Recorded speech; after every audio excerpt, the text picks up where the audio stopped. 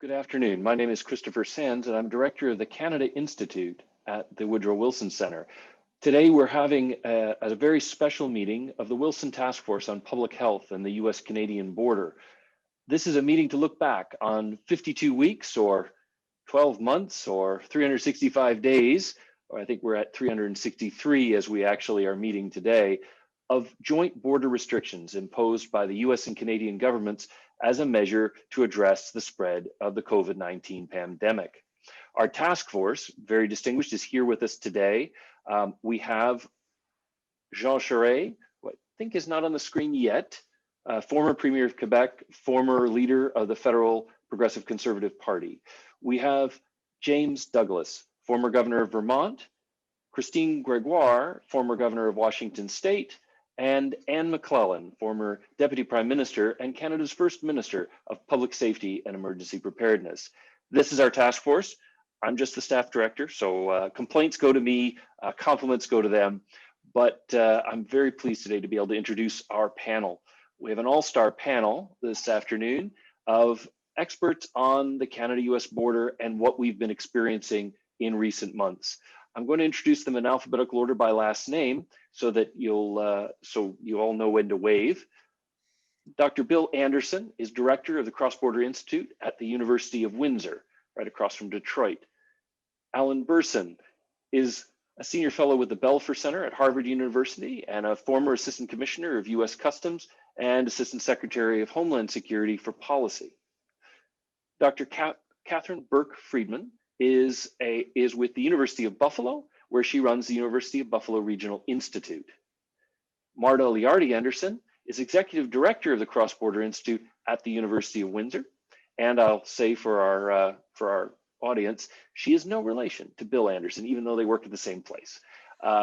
Next, Matt Morrison, who is with the Pacific Northwest Economic Region, Future Borders Coalition, and Dr. Laurie Trotman from the Border Policy Research Institute at Western Washington University. As we get underway, I'll ask each of the experts to make an opening statement. But for those of you who are watching, if you would like to ask a question, you can reach us in one of two ways. Either you can tweet a message to us if tweeting is what you do. Our Twitter handle is @CanadaInstitute, or you can email us at canada@wilsoncenter.org. And for the Canadians who may be watching, it's Wilson Center spelled the American way, ER and not RE. With that preliminary, I'm going to turn it over to our panel of experts. And Bill Anderson, let me turn it over to you first.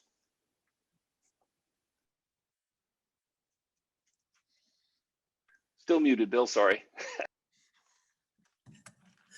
At the Cross-Border Institute, we spent a lot of time focused on looking at cross-border supply chains and trade between Canada and the United States, especially in the Great Lakes region. And I think in terms of what's happened over this year, there are some very positive things to say, but I think there are still some problems. On the positive side, if we look at the actual trade flows between Canada and the United States during this period, they are rather comparable, or there was a decline. There was a decline of something like 13% or something like that compared 2019 to 2020. But if you really look at that carefully, that decline mostly took place in the months immediately following the closure, when there was most of the plants were closed down. So industrial plants were closed down. So if you look at it month by month, most of that loss of trade took place in May, April and May, a little bit into June. And then by the end of the year, the trade had pretty much caught up and was consistent with what it had been the year before, at least in most of the crossings that we looked at. But that doesn't mean that there wasn't a problem, because there's another side to this, which is, this is because the trucks were able to move across the border. So for people that aren't completely familiar with this agreement, basically it kept the trucks moving, but restricted the movement of people. The movement of people, on the other hand, had some problems in terms of business people that weren't able to cross the border, and it may turn out to reflect later on when trade deals that are not being made today, and when I say trade deals, I mean trade deals between American companies and Canadian companies, they're not being made today because people have a hard time getting together to negotiate and to arrange these transactions. will maybe be reflected in the next few years. So I think there's a danger here, and I'm not going to go any further on that because when we get around to Marta, she's been studying that specifically. Maybe she can say a few words about it. Excellent. Thank you, Bill. Let me turn now to Alan Burson. Alan?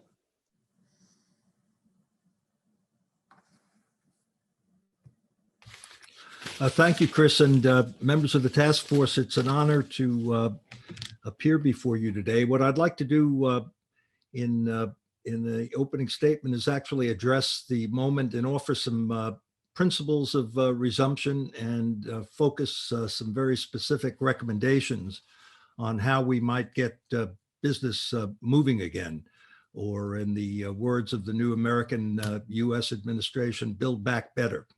So it's been commonplace to observe that we are, as a result of the pandemic, at a 9/11 moment.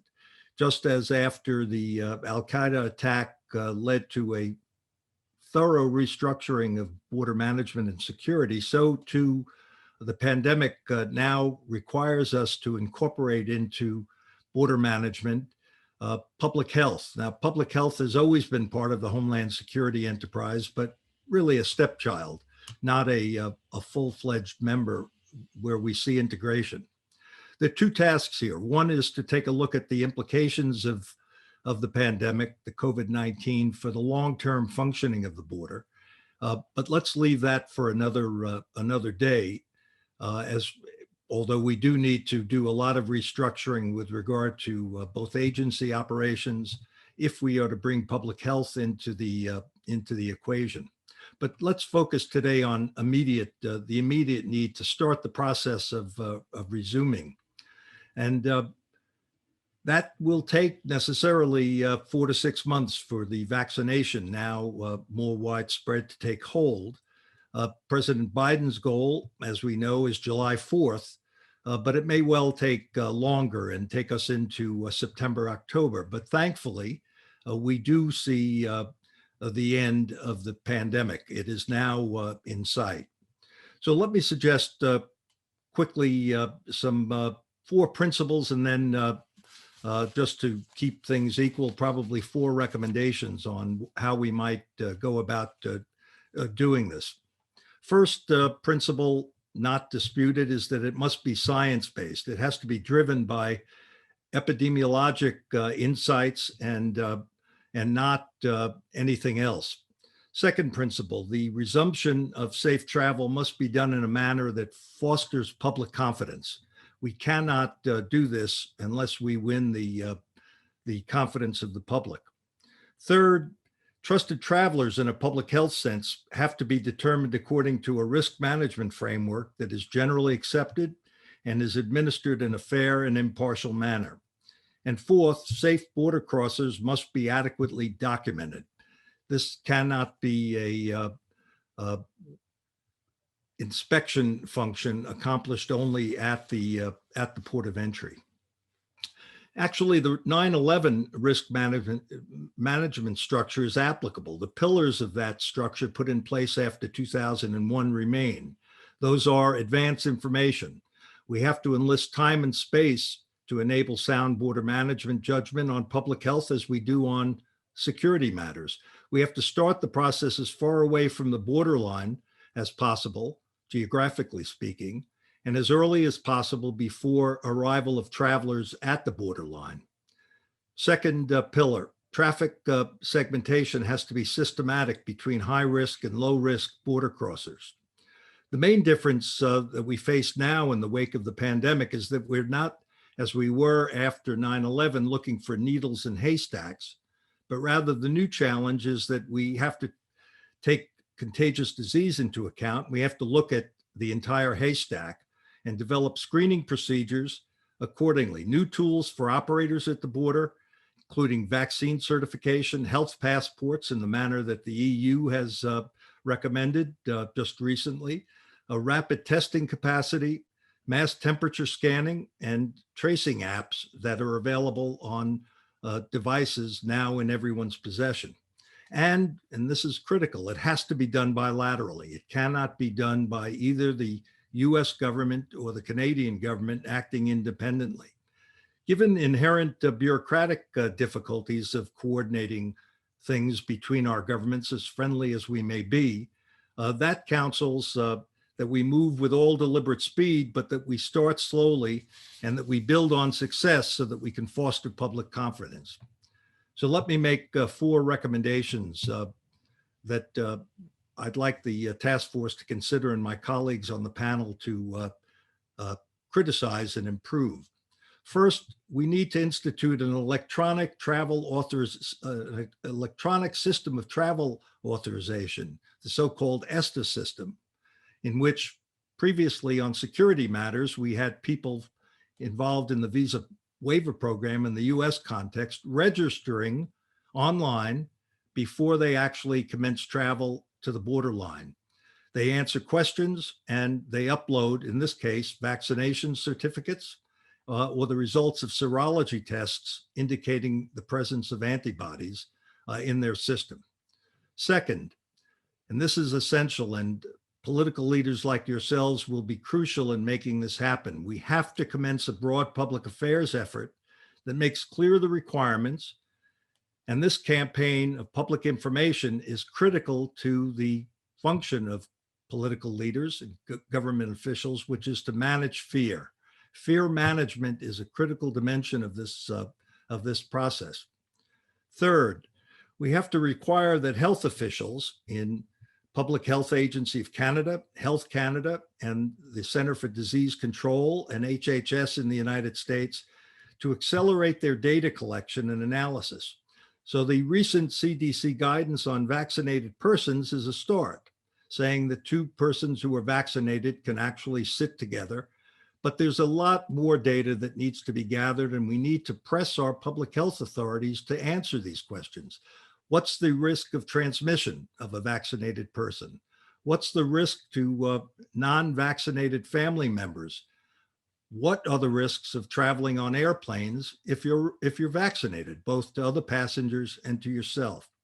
And then fourth and finally, we have to re-equip our border operators.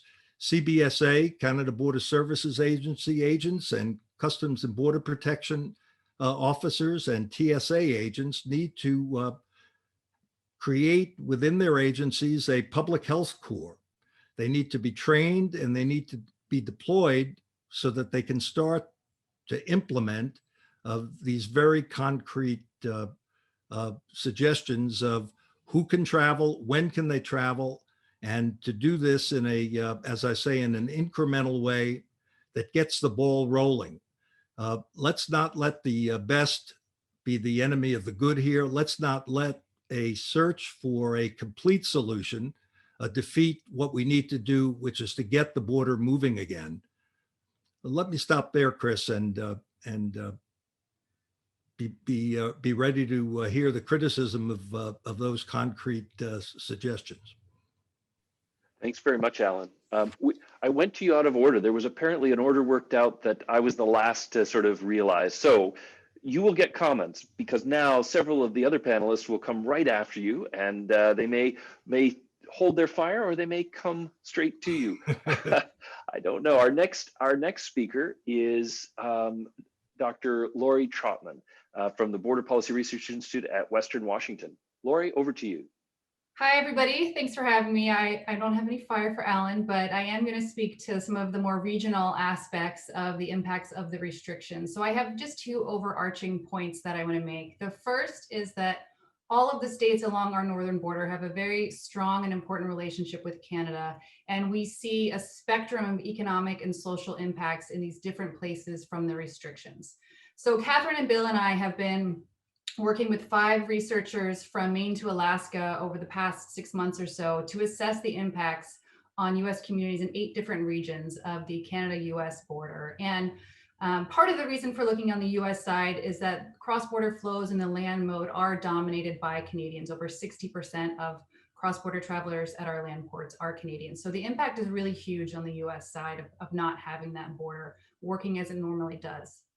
So I mentioned the impacts vary by place, and the reason they vary by place is because border communities are connected in different ways. And this is where the designation between essential and non-essential really highlights the variance between regions. So the biggest drop in travelers that we saw was in places that are connected primarily by tourism, retail, and leisure travel. This includes Cascadia, the western coast of British Columbia and Washington State, as well as Alaska, where the vast overwhelming percentage of cross-border trips are discretionary in nature. So in those places, we saw cross-border flows decline by about 97%.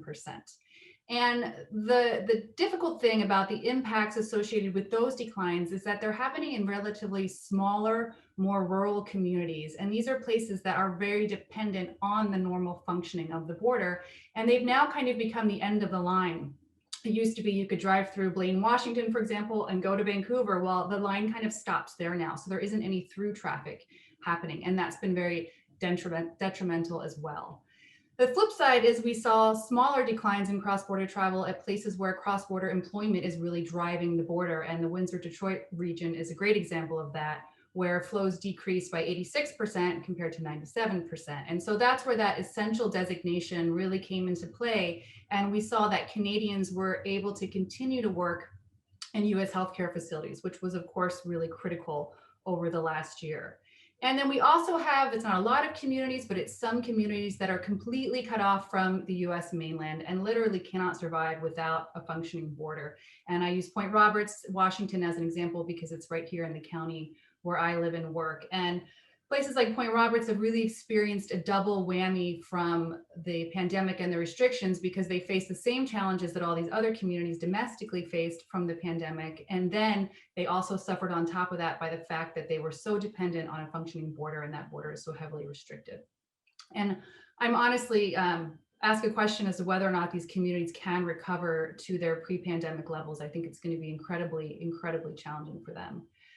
But I will say, I think some of the biggest impacts are the social costs that we just can't monetize, like missing the birth of a child or the death of a loved one. There was just a really great article that came out in our local paper here this morning that really looked at some of these stories. And there was a quote in there where a woman said, "I used to describe what I was feeling over the past year as anxiety, but anxiety doesn't even come close to explaining it. It's really utter, complete emotional and mental exhaustion."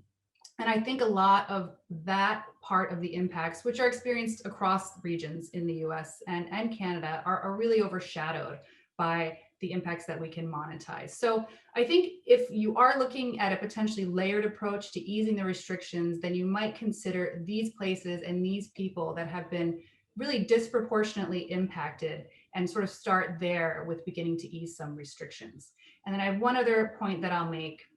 And I just want to say that I think understanding these impacts really requires good data, good research, and that is usually supported by good collaboration. So a year ago, when I learned about the border restrictions, the first thing that I did was pump out some reports looking at how those restrictions might impact the local community here.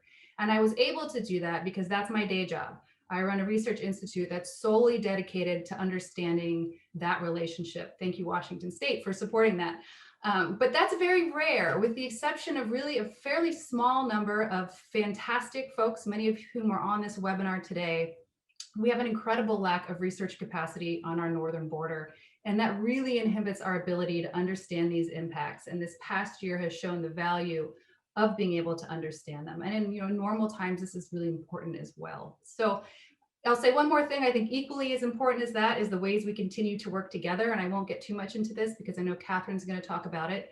But I just want to say that our region in Cascadia really, really rallied together this past year. Governor Gregoire was part of that effort with the Cascadia Innovation Corridor, Matt Morrison as well. We also have a local cross-border task force that was established basically a year ago. And we've met every 2 weeks over the past 12 months with local stakeholders and the border inspection agencies, just to talk about the impacts of the restrictions, to talk about what was happening on the border, and really engaged in an intentional way concerns that we had. And that was incredibly valuable to advocating for some of these communities out here in the Cascadia region. So thank you for the work you're doing. I hope that when you're formulating your recommendations about easing the restrictions, you can recognize the very place-based nature of these impacts and also the importance of having tools in place to understand them.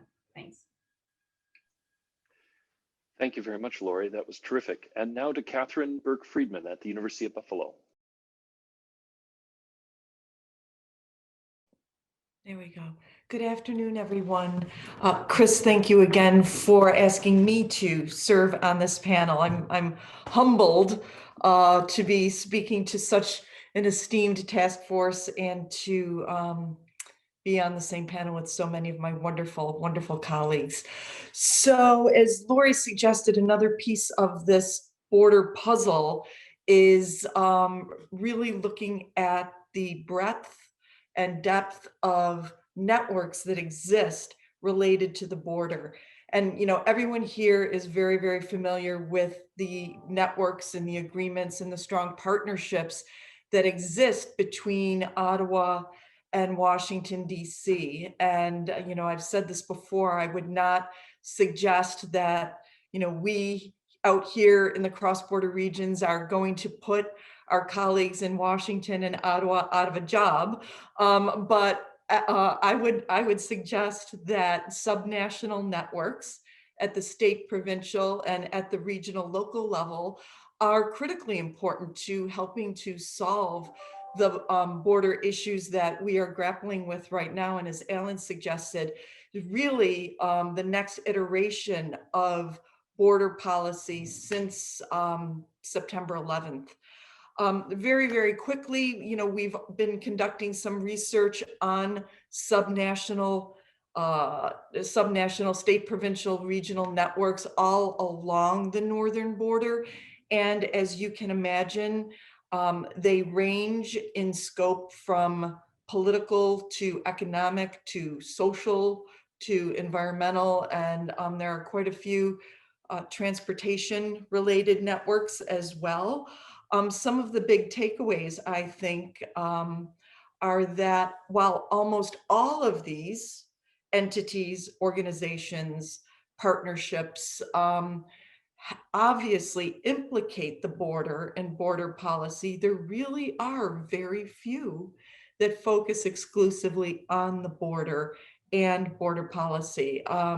One of which is the Border Policy Research Institute that Laurie directs. Another one that I would classify in that category is Bill and Marta's institute, the Cross Border Institute. And then there's also the Intermobility and Trade Corridor out in the Pacific Northwest. Short of those three, out of the dozens, if not hundreds, of subnational networks that we've looked at, really very few focus on the border, and I think that's a problem. And as Laurie suggested, I think, you know, research and data are important. Alan also has referenced the importance of science in terms of helping to come up with an appropriate border policy moving forward. And without the research and the data and the great minds to analyze these issues, border policy will be ad hoc and reactive. And you know, so I second Laurie's call for sound data and research in order to help drive policy that works and that works for all stakeholders across the border. So that's my first point. My second point really is something, again, I think everybody on this webinar is very, very familiar with. My colleague Chris Sands refers to state provincial networks in the Canada-U.S. context as, you know, part of like American federalism, and, you know, trying to, you know, grapple with that and figure out what's the role between the federal government and states when it comes to foreign relations. The framework that I use, because I also have a law degree, I look at these as these networks as subnational engagement in foreign policy and international law, and a cornerstone of diplomacy and foreign policy is strong partnerships and strong relationships. And as we all know, diplomacy and relationships matter in the best of times, But I would suggest that these relationships and partnerships are just as important, if not more important, during times of crisis, such as a pandemic. And so I would just really advocate for strong relationship building in the cross-border regions, going to those stakeholders in those regions to help formulate policy and help solve this problem. And you know, really just take into account the folks who are living this on a daily basis, take their ideas and their inspirations into account when border policy in Ottawa and Washington are formulated. And I will end with that. Wonderful. Thank you very much, Catherine. Let me keep with the regional theme and go to Marta Liardi Anderson next. Marta? Thank you, Chris, and thank you for the opportunity. Building on what my colleagues have said ahead of me, and absolutely agreeing with everything they're saying, especially what Catherine was just commenting on. We need a new form of engagement. Alan, I think, is best placed to talk about, and former Minister McLellan will remember this as well. After 9/11, there was a lot of energy poured into what kind of engagement were we going to have between Canada and the US, and at what levels would that engagement be in order to solve those immediate questions in front of us at the time. It was well done. We got a lot of stuff accomplished. A lot of those dialogues continued, and then somehow things got better and they just kind of petered off, and you know, and then all of a sudden there's another issue and people are scrambling to figure out at what levels we're engaging at. It would be as part of an overall how do we get going again policy on the border, it would be nice to be able to understand where should we have a new level of engagement, and can we keep it ongoing, a continuous discussion, continuous dialogue that is supported by the data that is done in real time data reflecting the absolute best information that we can get today, which, you know, if we look back 20 years, back to where we were in 9/11, we can do so much more with the information today with the technology that we have. And I think this gets to the point that my colleague, Dr. Bill Anderson raised. I've been looking at what's happening with the movement of people at Windsor, Detroit, with regard to the manufacturing efforts in our region. Windsor, Detroit, no surprise to anybody on this call, is a heavily, is an area where there's a lot of manufacturing. A lot of that manufacturing is advanced or automated manufacturing. And a lot of that, again, no surprise to anybody, feeds the automotive industry. What's happened, and why I think it's so important to go back to my initial comment about this engagement and continuous dialogue, is that the folks who decided what was essential, the folks who decided what criteria essential had to look like, the folks who decided that manufacturing was an essential activity forgot or didn't know that the movement of people is critical to the ongoing manufacturing efforts. I think we would all agree that if we had an ongoing dialogue and a sharing of information, perhaps those kinds of gaps would not, could be addressed. It's a gap in information sharing, a gap in knowledge, perhaps. And this has had critical impacts in the manufacturing industries in our region. These are small and medium-sized outfits. They need to move their experts across the North American supply chain. This is not just about Canada-U.S. even, but the impacts are felt immediately. They can't move their experts. They can't have the machining addressed. These are tool, die, and mold companies, by the way. And the surprising part is not so much that their immediate operations are being impacted. And now they're, as Bill was saying, the long-term contracts, their ability to renegotiate these contracts is severely hampered. But what we're finding is that the industries that were growing at the time just before the borders were closed to the movement of people, or restricted, I should say, industries like the industries that survive within the medical supply chain in this region have been severely impacted. And I think one of my colleagues, I think it was Laurie, that said, you know, are these communities or these clusters of economic activity going to be able, A, to survive, and B, are they going to be able to pick up and get back to some sort of growth pattern? So we're finding that, again, not only the industries that were here and doing well and had market share are being severely impacted by the restriction of the movement of people, but those areas in our economy that could have grown are now being stunted. I think that's a concern, not only in our region in Southwest Ontario and Southeast Michigan on our US side, but also for this whole North American trade corridor.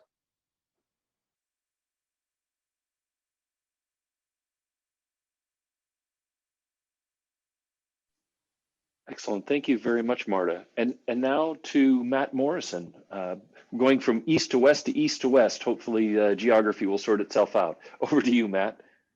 Well, thank you very much, Chris, and very honored to be part of this opportunity today.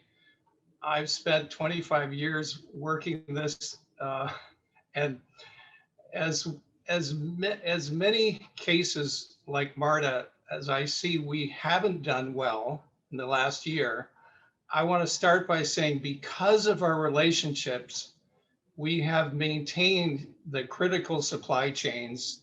I think I want to applaud the fact that in the midst of the most devastating 4 years of our history, we actually did something well a year ago.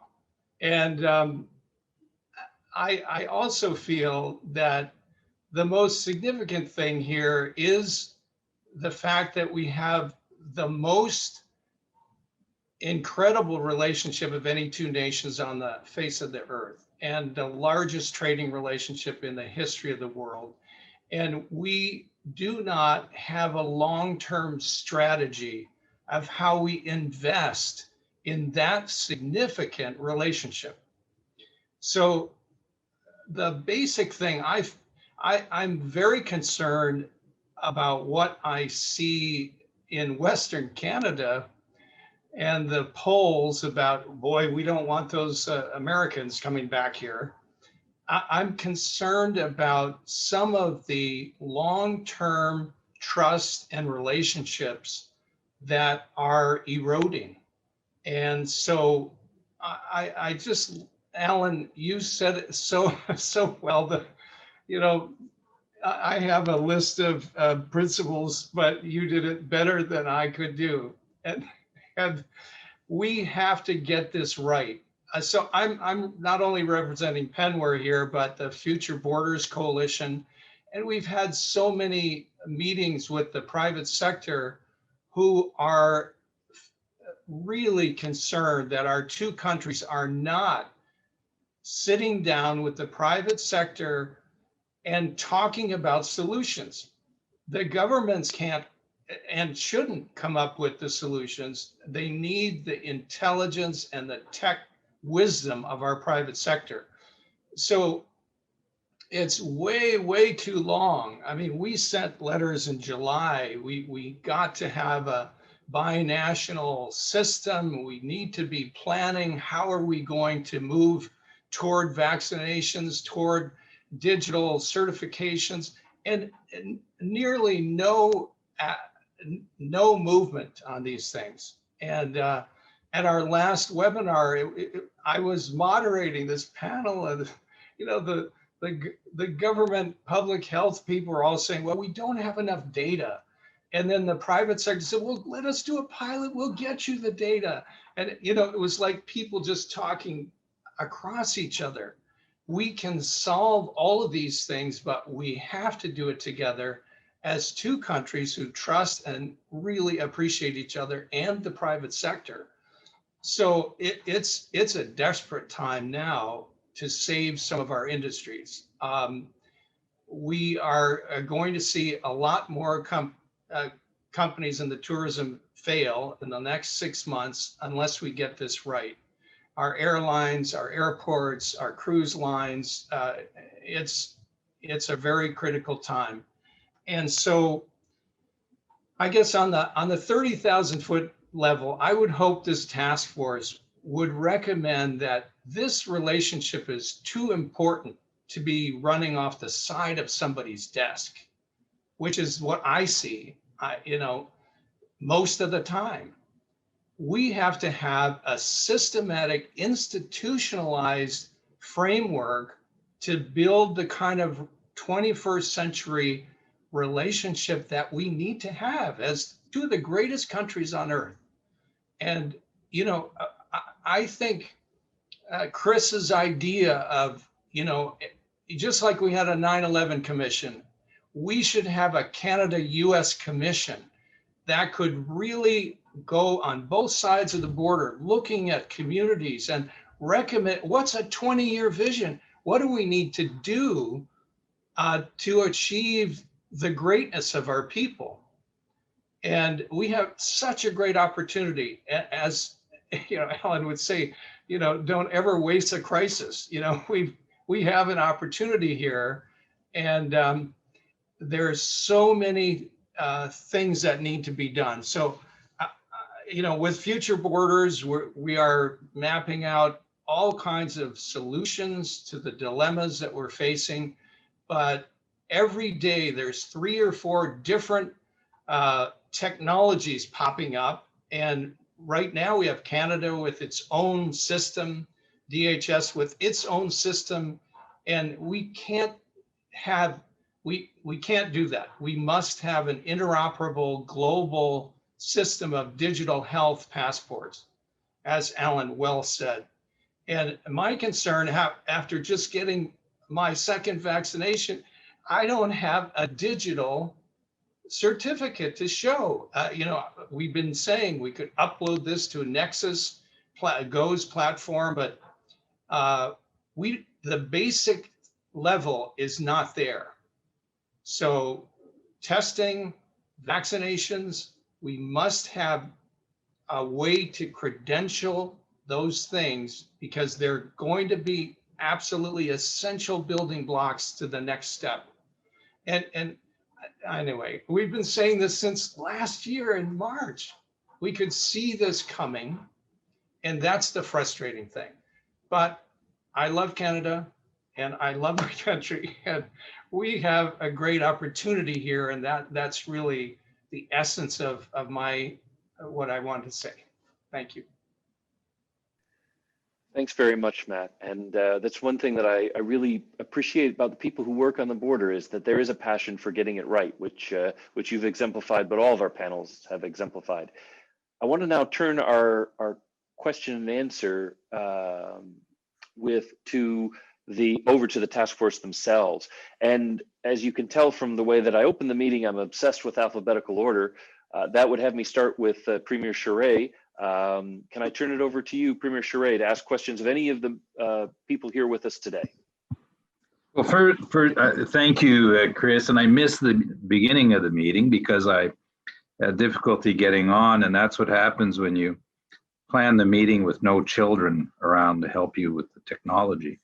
And I see also on my screen today Governor Douglas, who's a very dear friend, and he and I were in office just about the same time, from 2003 to 2012, and he's just joined us. So welcome aboard, Jim. We're very, very happy to have you with us.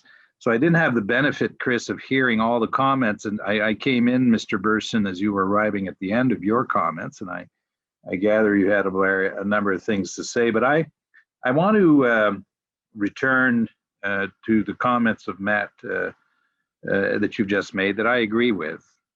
And it is interesting that the relationship between both countries and the border is such a key part of that relationship that we don't have a more institutionalized framework to manage it, a more predictable, steady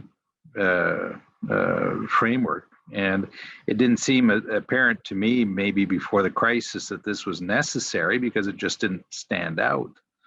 But, and because the relationship is so good, by the way, that people make do with whatever the rules are in our respective communities. They just work with it and work around it. And the relationship is that strong and that good that we deal with it. So I'm attracted to that idea.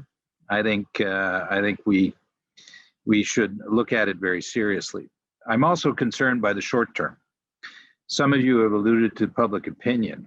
And by the way, a lot of the decisions here in this country have been fueled by a surprisingly hostile public opinion on a number of issues. One of them being politicians who travel while telling their own respective electors to stay home.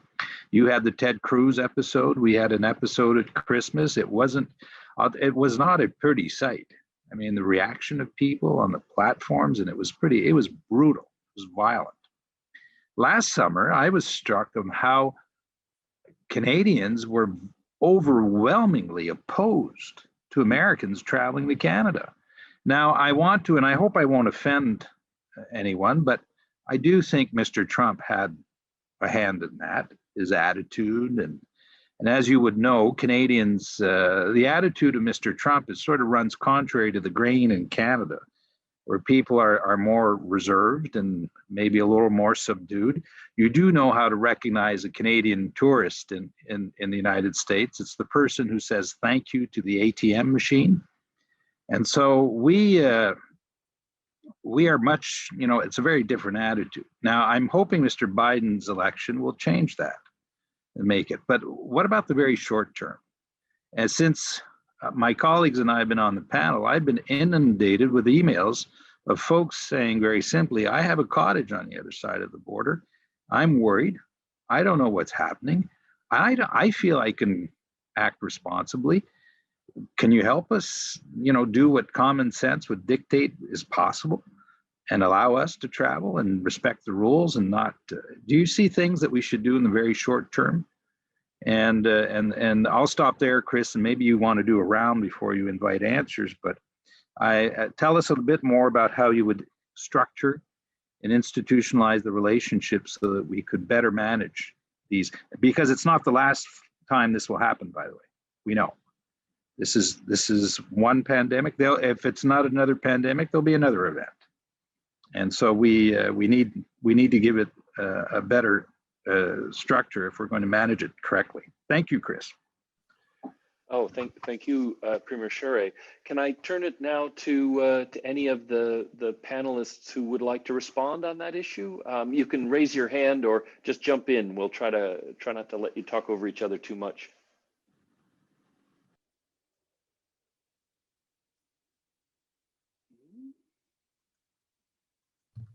So let me, Premier, I'm sorry you missed the specific recommendations on short-term resumption. I invited my colleagues. I put them out there because I share your sense that what the public needs is some guidance.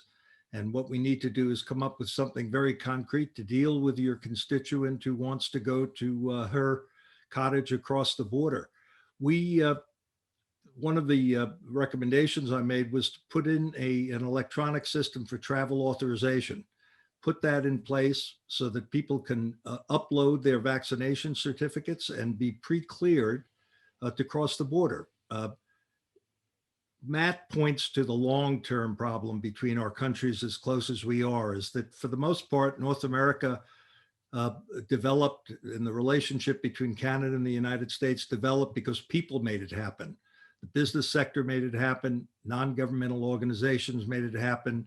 and sort of the government came on behind. And that's a longer term issue we need to deal with, but we can address it in the very specific context of what steps can we tell our people they can take. And it is difficult to get a beyond the border action plan. That takes time, but we certainly could use the help of leaders like yourselves and your fellow members of the task force to push the Canadian and US governments to establish a bilateral commission that would begin to address this right now.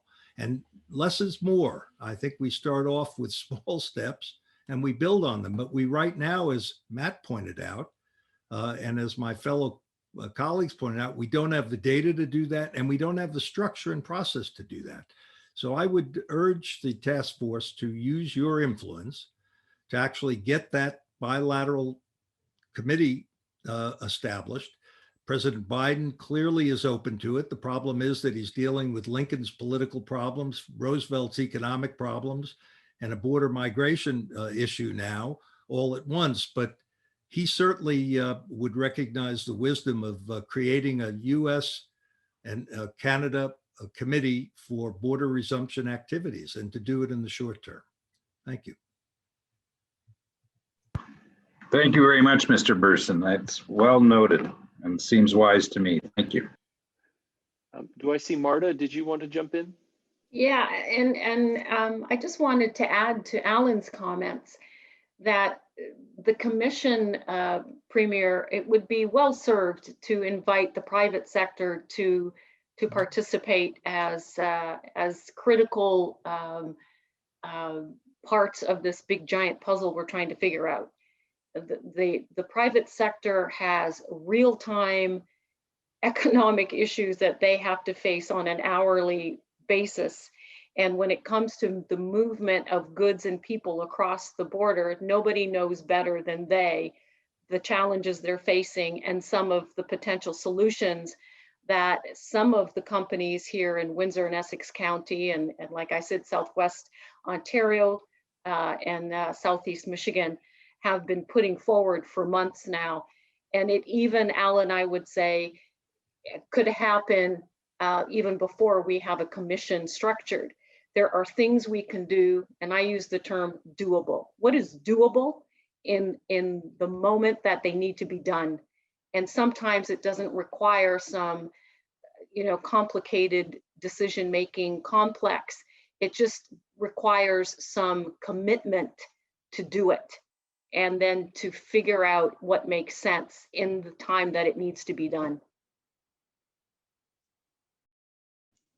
That's exactly what Governor Gregoire did during the Olympics to get an enhanced driver's license, because we had a deadline, and by God, we did it. Thank you, Governor. I might just add a very small thing in the very short term that really could be done tomorrow is for the United States to reciprocate Canada's family exemptions and other exemptions that they allow for sympathetic reasons. I'm kind of amazed that has not happened yet, because that is fairly unproblematic policy adjustment to me. Excellent. Thank you very much. Let me now turn to, since we're moving in alphabetical order, Governor Douglas. Well, Chris, thank you. And let me reciprocate by saying hello to my good friend and neighbor, Jean Charest. Since the border closed and the Charest family hasn't come to Vermont, our gross state product has just plummeted. So we look forward to a resumption of travel in the very near future. I've been very impressed with a lot of the comments that I've heard from our panel of experts, and thank you for your time this afternoon. A couple of points jump out at me. One that was made toward the end of your discussions, and that is the need for some kind of bilateral entity that continues to monitor these challenges. And we of course have the International Joint Commission, but its focus is largely in the area of natural resources, and perhaps something that could be in place on a regular basis, because as has been noted, this will not be the last time there'll be some kind of crisis, whether it's a pandemic or something else. So that seems to make sense. I like the idea of private sector involvement. We're talking a lot about the economy this afternoon, and they're the folks who are on the front lines. And tying that in with a comment on that Catherine made on subnational relations, Vermont and Quebec established a trade corridor through our respective chambers of commerce because we have a lot of microchip trade back and forth. That's really the biggest commodity in our part of the world. So I think that both of those ideas need to be taken seriously. I'm also taking note of a comment that Bill made at the outset, and that is that there may be a long tail on this problem. I guess we shouldn't be surprised at that, but even though specific trade numbers have rebounded, a lot of business activities, deals, relationships that would otherwise be strong or even strengthened now are not, because there's been a suspension of travel. And so we may see a further decline in economic activity going forward. So I think we have to understand that even though we'll all be vaccinated soon, it may be longer before that economic activity rebounds. And Laurie's point, good one. I wasn't aware of the Canadian family exemption, but of course, as Jean said, Canadians are friendlier, so I'm not surprised that there is one. And maybe that's a specific suggestion we could make to our American government in the near term. But Laurie, you also mentioned the social costs, and I think we all suspect them, but haven't really quantified them. And I fear that, like the economic stress, that there may be quite a tail on that as well. We all talk a lot about the educational loss, but the social impact on the isolation, the mental health, suicide rates are rising in many areas. I think we've got to highlight that as we talk about it. And that leads me to a final point that several of you made, and that is I sense that there's just not enough of a sense of urgency on the part of our national governments.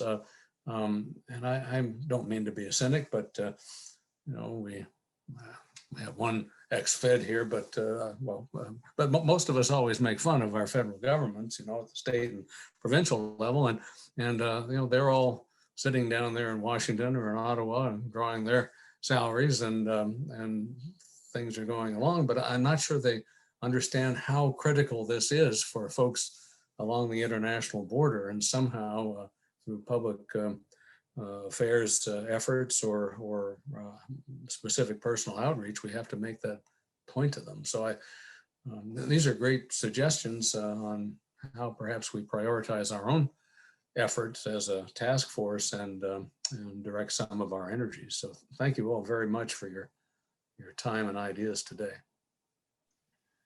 Thank you very much, Governor. Opening up to the panel, anyone want to comment or address Governor Douglas's thoughts? Yeah, Catherine. No, I would just, make a comment on the social costs of isolation and separation. I just did a little bit of research on the particular issue for someone yesterday, and there really is no research on the implications of the border restrictions in terms of mental health costs on families and others who have been separated. But we've certainly heard from a whole host of different organizations about the stress that the border restrictions have had because family members have been separated.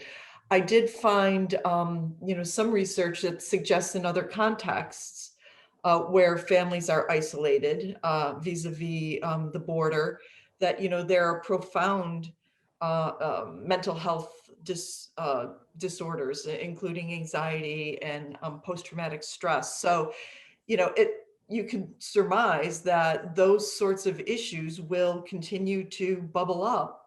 And as you suggested, sort of play out in the longer term. That's just going to be a whole other layer that Canadian and US officials are going to have to deal with in some way, shape, or form. Thank you, Catherine. Well said. Any other interventions? Oh, Bill Anderson, please. There we go. Okay. Yeah, I mean, Governor Douglas made the comment about a sense of urgency, and it made me think about something. You also mentioned, you know, the private sector. I think a lot could be learned by looking at what happened in the automotive industry in the months of April and May. You know, this is an industry that had to get itself back up. It was closed down, and it had to get itself back up. And I was lucky enough to attend a workshop of really just industry people. And there was people from, you know, Magna and Lear and whatnot. And that sense of urgency and the way they worked together was amazing. And one of the things that was interesting is there was somebody there from Magna. He said, well, we had to do this in China, and then we had to do it in Europe, and now we're doing it in North America. And so they took all the lessons from what had happened in other places. But the other thing is that these are companies that are fierce competitors, but whenever one of them developed some sort of a document on how to make the work space safer, they shared it with the others. And so if you think about the complexity of bringing an automotive supply chain, not just an assembly plant, but a full supply chain back up in about 8 weeks from a situation that was completely closed, and having to really have a significant retrofit and a significant screening process in every single one of those facilities at every level of the supply chain, that was an amazing feat. And I know, you know, not that I'm a particular cheerleader for the automotive industry, but it just amazes me every time I think about it. So I think there's so many lessons that can be learned from the work that's been done in the private sector during the pandemic as we move forward. Excellent. Thank you very much, Bill. One last call for comments. Anyone want to jump in? Let me turn now then to Governor Christine Gregoire. Governor? Thanks, Chris, and thank you to everybody who's joined today. Each of us has the utmost appreciation and respect for your being willing to share your insights and wisdom with all of us. And I'll, if I could take just a brief moment for personal pride here. So Laurie is in charge of the Cross-Border Institute at Western Washington University. She leads that. Matt is in charge of Penwar, and he leads that. When we talk about an international commission, there it is. This is an ongoing relationship. We don't wait for a crisis. We don't wait for a celebration. We work together all the time so that the relationship is really enhanced, not only from an economic standpoint, but well beyond. And let me give you a perfect example. In the last few years, in large part because of this relationship, the global companies in Seattle, the Boeing, the Microsoft, the Amazon, the Nordstrom, the Starbucks, you name it, have all opened up headquarters in Vancouver, and Canadian-based headquarters. And that's the result of that relationship. I am convinced an international commission could foster the same kind of economic prosperity and relationship that we've been so fortunate to have. And in large part, these two people have been at the fore of making that possible. I've come to believe during the course of COVID, while I've watched my own governor exercise authority appropriately, I'm fully supportive of shutting things down. I've come to appreciate, because I'm on the other side, if you will, now representing the business community, how hard it is to open things back up. And it's much harder than it is to close it down. Public schools in the United States is a perfect example. We are struggling mightily for all kinds of unrelated reasons. And we should be able to get our schools open, and yet why are we still stuck in the mud?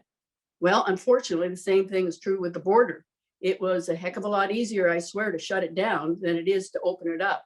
And if in fact the criteria for opening up our border, Canada-U.S., is the same criteria as what's going to be used for Mexico-U.S., that is a huge problem, in my opinion. I'm not speaking ill, but when you have Texas that has done what it's just done, that will not instill the kind of confidence that's necessary in Canadians that Americans are doing the right thing by masking, distancing, and so on. So I'm a little worried about that. So I'm going to cheat because I think we're limited to one question. So I'll ask two while I have the microphone. One is, in order to deal with that problem, what would you, each of you, say to us about potential recommendations that we ought to get about the business of some pilots, where we could start beginning either gradually or however we wish. We could take into consideration the obvious, okay, we have to do efficiency and safety, but now we have to do health as well. Pilot that. What would you think about that kind of opportunity for all of us, and quite frankly, whether we should volunteer that as an idea? Second question to you is, I think it was you, Alan, who said your set of issues about what we should do now, and there are others about the long term. One of the things that I've advocated to Chris and the rest of the group is how can we avoid ever having to shut it down totally like what we have? Again, back to the it's harder than heck to open. And so how can we do things now that would build on that potential in the future, so that maybe we have to restrict a little bit depending upon what the crisis might be, a 9/11 or whatever, but we wouldn't have to do what we've done here with COVID. And so we want to make that relationship of that border crossing sustainable. So without going, okay, what are the future ones? What would you add to the list you gave us, and others, please, that would say, okay, put in place these things because you will grow to the possibility of making sure there's a sustainable openness about our border where we don't have to yet come back to the point where we closed it to the degree that we have. So two questions. I cheated, Chris. So, but nonetheless. No problem there. Anyone want to jump in to answer those questions? Well, Governor, let me take a first take at it, because you raise an issue that with regard to the longer term and the midterm is actually a critical need for both countries' futures, as you know, and are pointing out. But what it will take to make the border work in the future is something that we need to give a lot of thought to and do a lot of research on. We have to adapt, for example, targeting procedures to incorporate the latest information technology, machine learning, and artificial intelligence. These tools are available, but we need the help of political leaders in order to get them into practice. The pandemic is unique because we did shut it down because we had to deal with not finding needles in a haystack, as I indicated, but rather had to deal with the whole haystack. So it will be, and there are not many crises, save for contagious disease, that could put us back into that situation, aside from a temporary shutdown of a terrorist attack. But we need to not drop after we get the border going again. We need, as part of this port of the future inquiry, to actually look at how do we deal with contagious disease, because as the Premier indicated and Governor Douglas, this isn't going to be the last one in the context in which we operate, so that we can, if we learn the lessons of this experience, I think we can deal with the greatest risk, which is pandemic and contagious disease, to the kind of shutdown. But we should be in a position, as we build back from this, to be able to identify the kinds of health passports, the kinds of testing mechanisms. For example, one of the great problems at the very beginning was we had no testing. We had no testing regime. We had no testing technology that could be broadly applied. That we should invest in, just as we've invested in the vaccine. We need to give the incentive to the private sector, to pharma, to actually come up with testing that is readily adaptable to a whole series of SARS-related viruses that undoubtedly will crop up in the future. So in summary, anything that you could do to create this port of the future focus on a long term of the kind that that Penwar has been struggling to get in place, but also don't let the short-term solution, when we get 4 to 7 months from now and business appears to be moving back, we really can't forget the very point you've made, which is this is not a black swan event. This is not something that we shouldn't predict. In fact, it's very predictable in a global age, and we need to build into our border protocols the capacity to handle it. Thanks, Ellen. I might add to that. Yes, and just please. build off of Alan's comments and to sort of answer your number 2 question about pilot projects. And Alan makes a great analogy around the haystack and the fact that after 9/11, we were looking for a needle in a haystack. And so you have to make the haystack smaller. Well, the more information we can share with border agencies, the smaller the haystacks can be. And so right now we have the ability to share vaccine information and negative tests. And we haven't streamlined that communication platform yet because the governments on either side haven't been open to doing that. But that channel is there to say, I'm proved I'm COVID free. Now we're still up against the problem of overwhelming Canadian public opinion against easing restrictions on the border and the recognition that even if you're vaccinated doesn't mean you can't transmit the virus. Well, I think what we have to do is just start with some very small haystacks. And that might be somebody that says, I'm crossing for a compassionate reason, or I'm crossing as a property owner. And I also can prove that I've been vaccinated or I've taken a negative test. So there's more information in the system so that the fear and uncertainty around that person's ability to spread a virus in Canada is very small and the population is small. Now that's not necessarily a long-term solution, but again, it gets us into the mode where we are testing some proofs of concept and we have more data and we can see what does happen when somebody's vaccinated and they travel to the other side and they come back. So in a way, I think it has to be baby steps, and those baby steps can help us to develop longer term, smarter approaches as well if we approach them in the right way.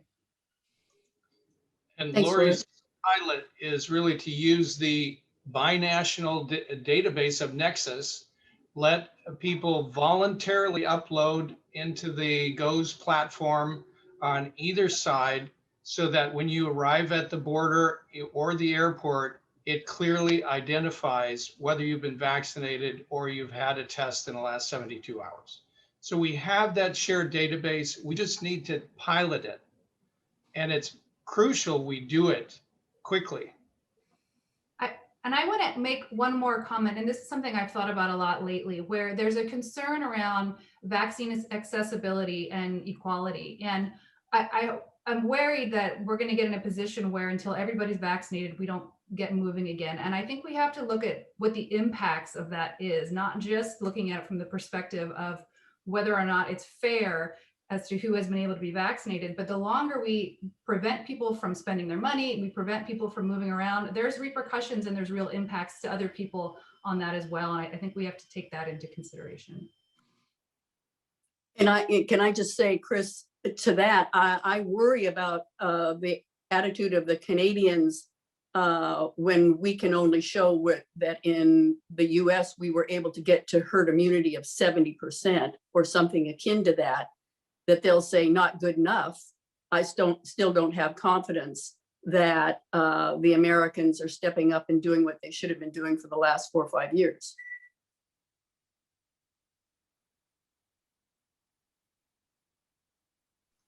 Well said, Governor.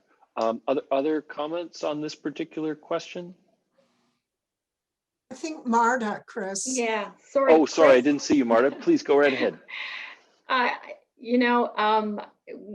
Again, having worked in the federal public service and advising ministers and prime ministers, I want to say this with the respect that it's meant to convey.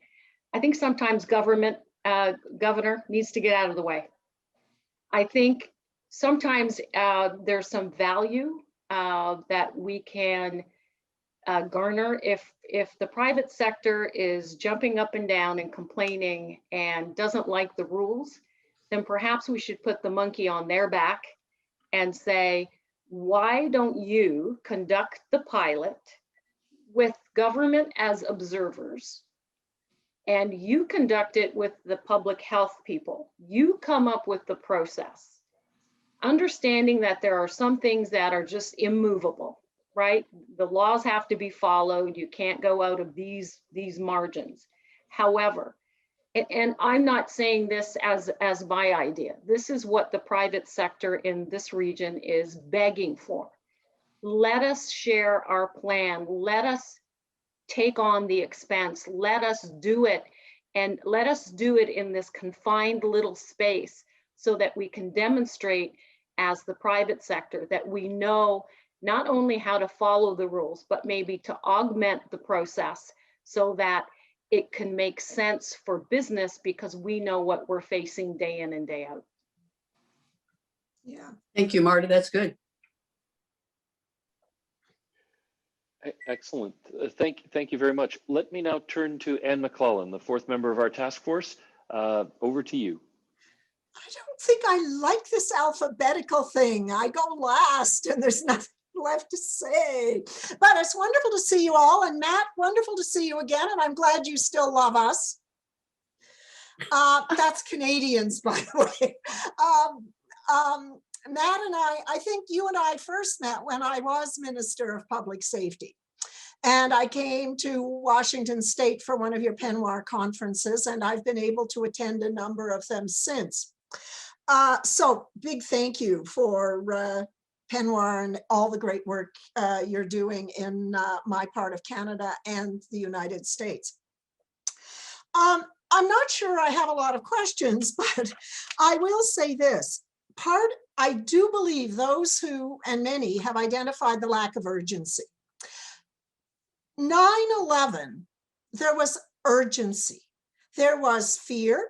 There was a degree of panic on both sides of the border for obvious reasons. The visual of 9/11 was powerful. First of all, the planes and the tragic loss of life. But then miles, and those of you in Windsor, Detroit, remember this, miles of trucks on both sides of the border, backed up for 72 hours, not moving. At least, I think it was 72 hours, we finally got them moving. Every night, every minute on the news, that visual over and over again was so powerful in terms of helping Canadians and Americans understand that there was something profoundly different here that was terrible for everybody, and somebody had to fix it. And then Deputy Prime Minister John Manley and Homeland Security Secretary Tom Ridge fixed it. And then I worked with Tom Ridge when I became Minister of Public Safety, and then after that, Michael Chertoff. But it was that relationship, and John Manley was Deputy Prime Minister. He was empowered by the Prime Minister of Canada to do whatever was required to move those trucks. And that became the symbol of getting the two countries working together again. It was much more than the trucks, but that was the symbol. And in Washington, George W. Bush, I actually had the pleasure of meeting with him a number of times on this file with the PM. And I give him full credit that he empowered Tom Ridge to get the border open. So those two people at the highest political level did what had to be done, working with their cabinet colleagues, right? People like myself on our side, Tom Ridge working with his secretarial colleagues on the US side. And we don't have that here. I give President Biden full credit for empowering Jake Sullivan and a couple of, obviously, Secretary of State Blinken to work on a plan to get the border open. But as we heard from Homeland Security officials last week, yes, there are meetings, but not a whole lot happening. I can say that the same thing is true on the Canadian side of the border based on conversations that I've had. So we lack that sense of urgency. We lack the powerful visuals that motivated people after 9/11. So we have to take that. The first thing we have to do is figure out how we inject the urgency at the highest political levels. And I am not suggesting that Prime Minister Trudeau and President Biden are not urgently thinking about how to get the border open and hearing from the private sector on a regular basis that it needs to be open. Absolutely. It's just that their focus is on vaccines, supply, and getting vaccines into people's arms and so on, that immediate pressure. And so we need a sense of urgency around getting the border open. I think the private sector is going to be key in helping manifest that sense of urgency, but also providing a big part of the solutions. I think to Professor Dr. Bernsen, I think pushing back the border, that's what we did after 9/11, right? We couldn't have everybody come to the border and hold the border up as they were checked going either way. So how you push that border back, and I've heard some concrete suggestions here from Dr. Bernsen and others, but what we need, it has to be science-based, as was said. We need data. Science requires data. It requires data in real time, analyzed in real time, and back to the front lines, which is also a lesson from 9/11. And so what data?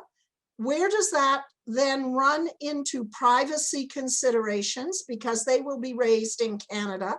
I'm not sure, probably in the US as well. What information are you collecting? How are you collecting it? How secure is it going to be? And so on.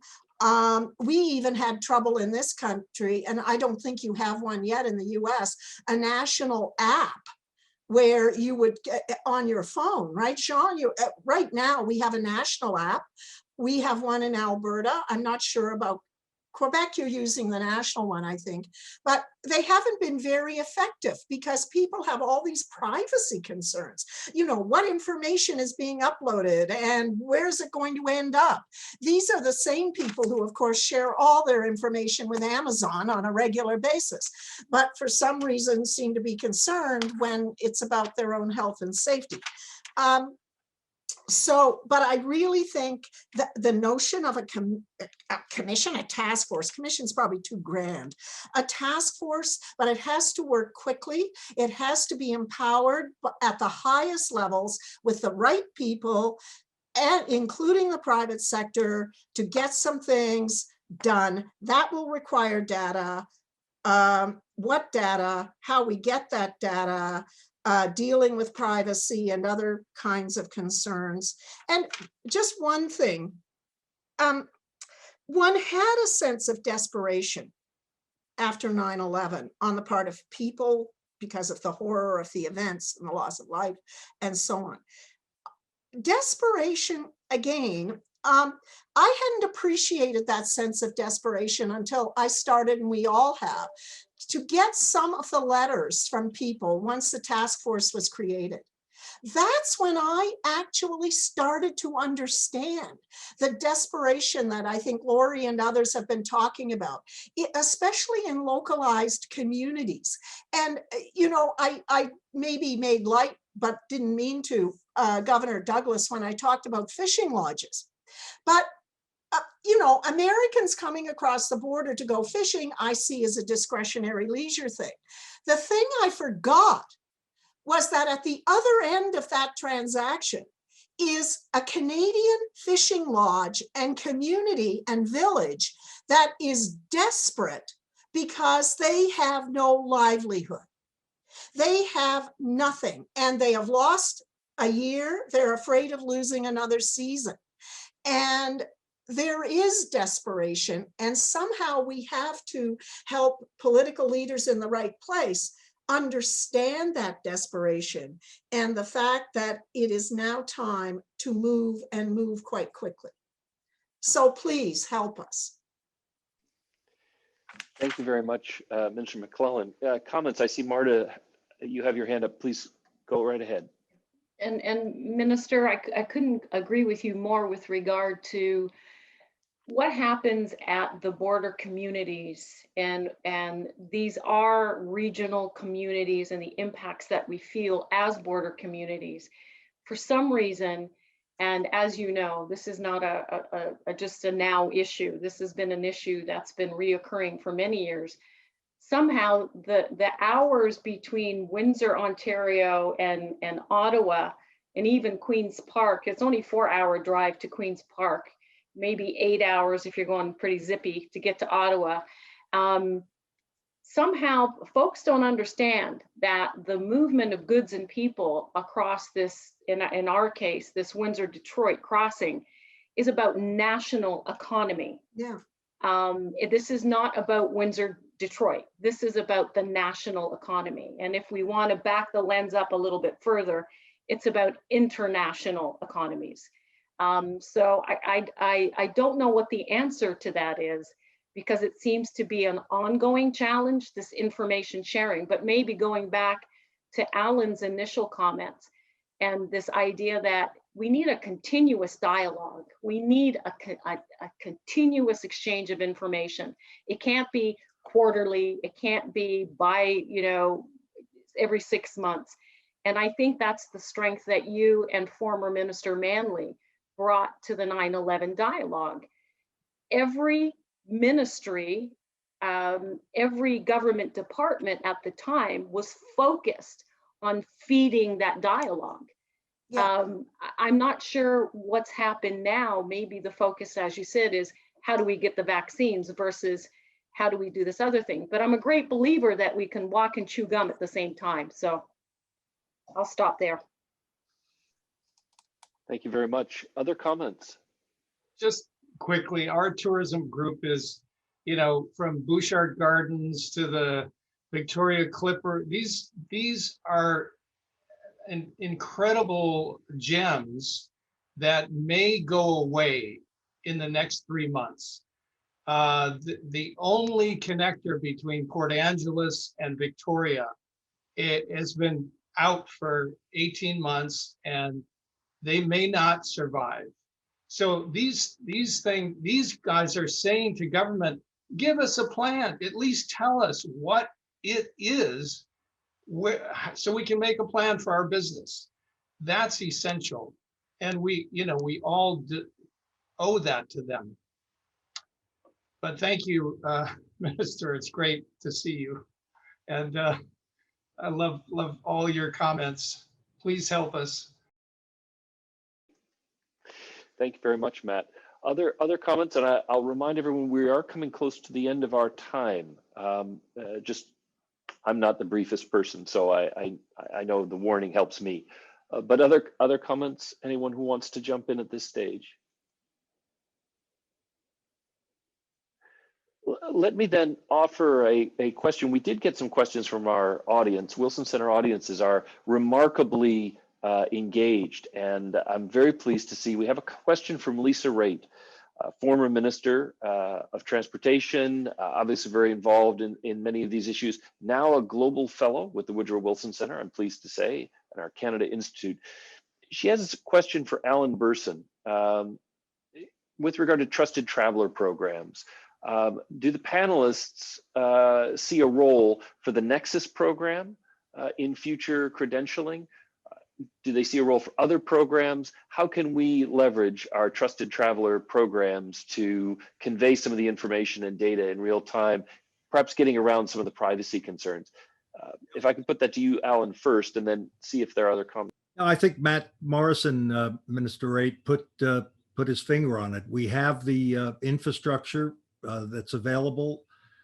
It's another field in the database, and it ought to be utilized for this electronic system of travel authorization for trusted travelers. Although I think we need a wider system to accommodate those that are not in the Nexus program, but it actually exists. What we need is the energy of political leaders that we've underlined here to actually say to Customs and Border Protection and Canada Border Services Agency get together and make this happen. This is a route, as you suggest, Lisa, that is one that we ought to take as one of these, in Laurie's words, tiny tiny steps that are not costly, but would start the ball rolling in the right direction. Excellent. Any additional comments? Well, let me just address the privacy issue. I'm sorry, because I know it always is one, but this goes with this idea that people can opt out in the beginning. We do need to address privacy, to be sure. There's no question about it. And goodness knows in the United States, we need to assure people that the information will be protected. And that is a compelling need. But in the beginning, in accordance with this less is more, people can opt out. What we have to do is make available to those who are willing to participate and need to participate a capacity to do so. Thank you very much, Alan. And now as we're coming to time, it falls to me just to thank everyone for your tremendous both comments and questions. This is a very active topic. We're still working in our task force on public health in the US-Canadian border to develop our recommendations. We encourage people to send them to us. If you have comments, thoughts, suggestions, and you're watching this, you are always welcome. We really want to hear from you. But today I have to say we heard a lot and real insight from Bill Anderson at the University of Windsor, Alan Burson at Harvard University, also a global fellow here at the Wilson Center, I should add, Catherine Friedman, another global fellow of the Woodrow Wilson Center, Marta Liardi Anderson, another global fellow that we have. It's a talent pool, really is. Matt Morrison, leader of the Pacific Northwest Economic Region, and Laurie Trotman, also a global fellow here at Wilson. We're trying to bring the best minds together, and if you have them, there's nothing we cannot do. I would say that's particularly true of our task force. All recovering politicians, but still leaders in their own right. Very pleased to have Premier Jean Charest, Governor James Douglas, Governor Christine Gregoire, and the Honorable Anne McLellan, former Deputy Prime Minister. This is a tremendous group. I know we can solve this problem. I thank everyone for their interest, and I look forward to the next opportunity to carry this discussion forward and help our governments to solve this very important problem that divides us today. Thank you very much. Thank you all. Thank you.